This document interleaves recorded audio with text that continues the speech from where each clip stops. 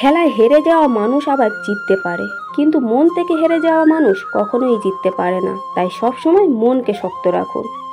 প্রতিটি সফল মানুষের একটি অসফল অতীত থাকে, আর প্রতিটি অসফল অতীত থেকে একটি সফল সমাপ্তি ঘটে। খারাপ সময় আসলে কিছু মানুষ নিজেই ভেঙে পড়ে, আর কিছু মানুষ রেকর্ড ভাঙে। প্রতিষ্ঠিত হতে কেউ সাহায্য করে না, কিন্তু সাফল্যের পরে সবাই পাশে থাকার বাহানা খোঁজে। মানুষের ভিতরে যদি ইচ্ছা শক্তি থাকে, তাহলে সে বড় থেকে বড় কাজকেও সহজ বানিয়ে ফেলতে পারে।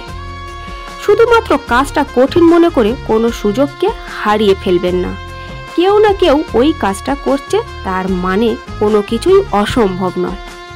আমি ব্যর্থতাকে মেনে নিতে পারি, কিন্তু চেষ্টা না করাকে আমি মেনে নিতে পারি না।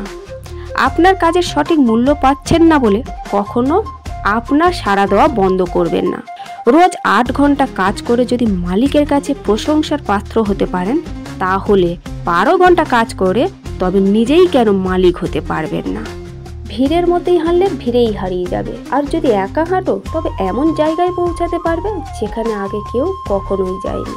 হার জিতের ভয় পান, তবে জেতার আশা কখনোই করবেন না। কোনো কিছুই যদি সত্যিই তোমার কাছে গুরুত্বপূর্ণ হয়, তবে তুমি তা করবেই। কোনো বাধাই তোমাকে থামাতে পারবে না।